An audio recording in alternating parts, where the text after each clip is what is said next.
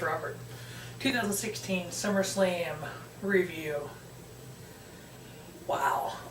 Just getting off the WWE Network. The end of this show, only thing that comes to mind was Victory Road, Sting versus Jeff Hardy. That's exactly what comes to mind. It was almost that bad. It was worse than that. So many matches on this thing. 2-hour pre-show. The 4-hour show. I'm just going to run down the winners. A 12-man tag. American Alpha, Hype Bros, Usos versus Breezango, Ascension, Von Villains. The face teams of Alpha, Hype Bros, and Usos win. Sami Zayn and Neville versus the Dudleys. Zayn and Neville gets the victory. The best of 7 series, first match between Cesaro and Sheamus. Sheamus getting the victory, leading up 1-0 with a quick little pinfall. I give it 3.5 stars. I mean, it was alright.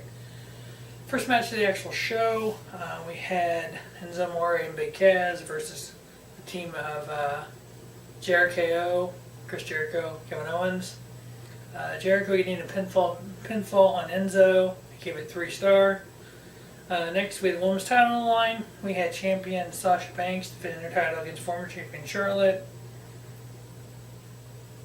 Don't understand completely what's going on here. I gave it 3.25 stars. It was a good match. Charlotte getting the pinfall victory over Sasha. I don't know if Sasha got hurt or what. Charlotte had her on her shoulders on the ropes on the second turnbuckle. Just dropped her. I'm like, what the hell? And then went after her back the whole night. It looked like she hurt her back. Once she lost the title, she limps to the back with the referee. There was things on Twitter and Facebook and whatnot about possible 30-day suspension for Sasha Banks, possible wellness policy violation, that she'll be out at least 33 days, which is what it is until Clash of Champions, the next Raw pay-per-view. So a lot more coming on that and Raw, so we'll see what goes on there. Next, we had the Intercontinental line. We had The Miz versus Apollo Crews. Miz getting the pinfall victory. I give it 2.5 stars. Next, we had actually one of the matches of the night. We had AJ Styles versus John Cena, and we all know how much AJ Styles likes to beat up John Cena. Good match. They give it time. Back and forth. You've seen things. You kind of what we were expecting out of these guys. I give it 3.75 stars. It lasted 23 minutes. You just knew it was going to be something special. AJ getting the pinfall victory. Weird at the end. Cena took off his armband. Has a little to respect. Lays it in the middle of the ring and walks out. Is he leaving? Is he gone? Is he turning heel maybe? We don't know. It's kind of like, now what? Is it something where, okay, I can't beat AJ Styles, I'm going away for a while? And he just leaves and comes back at Royal Rumble? Is there a movie or game show or something he's going to film? So we'll see on, SmackDown. We'll see on SmackDown Live on Tuesday night if Cena's on there, what this is about. But AJ getting the victory there. Next we had just shit here again. Tag titles on the line. Champion New Day, 364-day title run versus Dr. Gallows and Dr. Anderson. That whole little skit they did that backstage, and Jon Stewart was there, and Jon Stewart comes out before the match and starts talking. He obviously had a New Day shirt on, said he's going to be in the New Day's corner and all this. And he ended up getting involved in the match. They started to do the whole ring post-itis, and they were getting ready to do that, and runs Big E, and so New Day ends up getting disqualified, so they will have the titles unless they lose it on Raw. They'll have the titles 365 days, 1 year, 1 calendar year. 1 year ago at SummerSlam they won the titles, so the match ended in DQ. So who knows now what. Next, we had the WWE World Title on the line. We had champion Dean Ambrose versus Dolph Ziggler.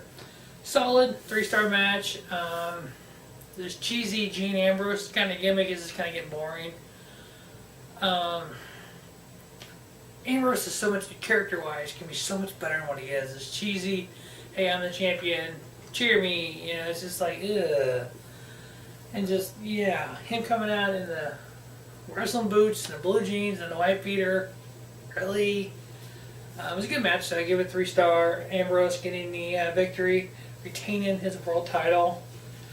Next, we had the random 6-woman tag with Eva Marie getting suspended, and we were kind of like, okay, now what? You had the face team of Naomi, Carmella, and Becky Lynch come out, and then you had Natalya and Alexis Bliss come out, and then you had Eva Marie's music come on, and the whole announcer thing, talking about Eva Marie, and then she went away, and blah, blah, blah, this and that, and then you had silence, and the return of Nikki Bella. Shit, and more shit. Why she's back? Of course, she didn't do the Rack Attack. I wonder why. So yeah, and then WWE constantly pimping other things on the network instead of having officially commercials. They have unofficial network show commercials. Then they were advertising. What is it? The Bellas. It's supposed to be Nikki and Brie Bella and their other halves, Dean and Brian, John Cena, living in one house together. I don't know. It's supposed to be on E coming up. It's like Total Divas. It's Total Bellas. Yeah.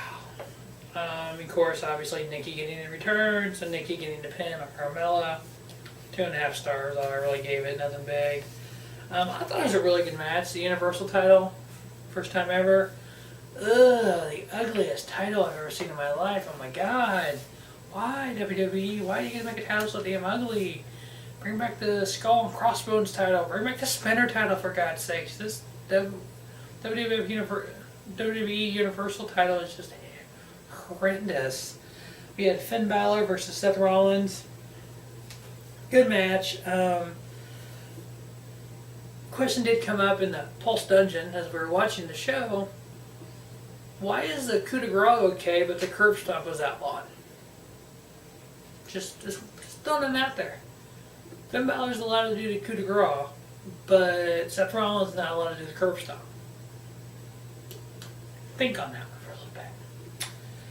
So we have a 3.5-star classic here for the Universal title, and we have, for the first time ever, Finn Balor as your Universal Champion.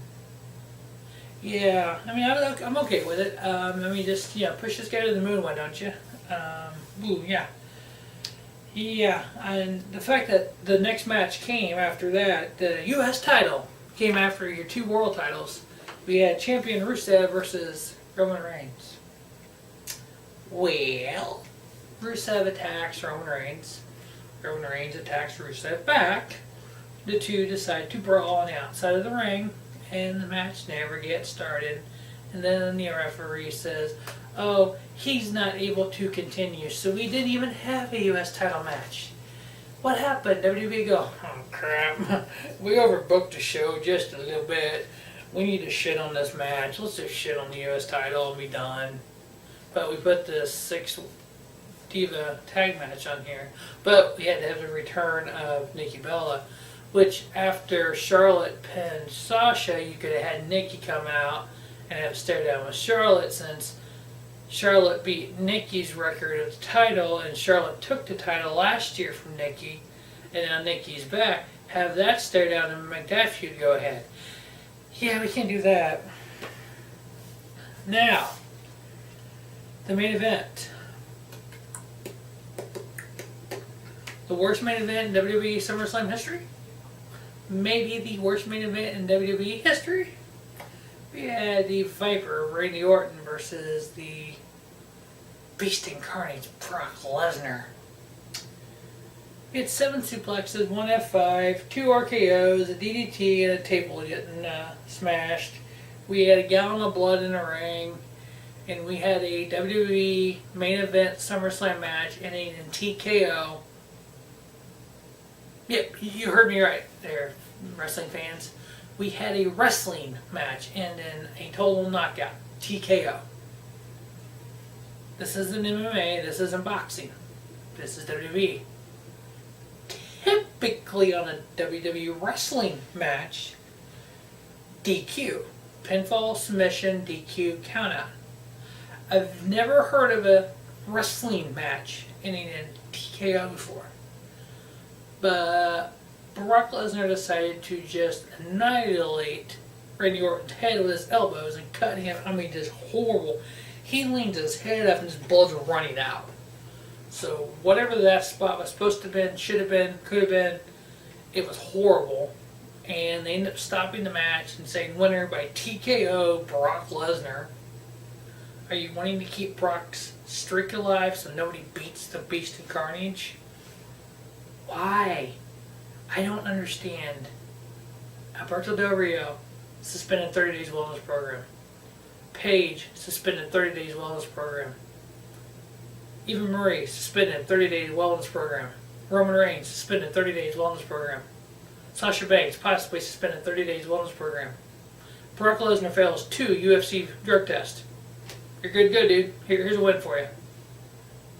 Part-time WWE performers aren't drug tested. Okay.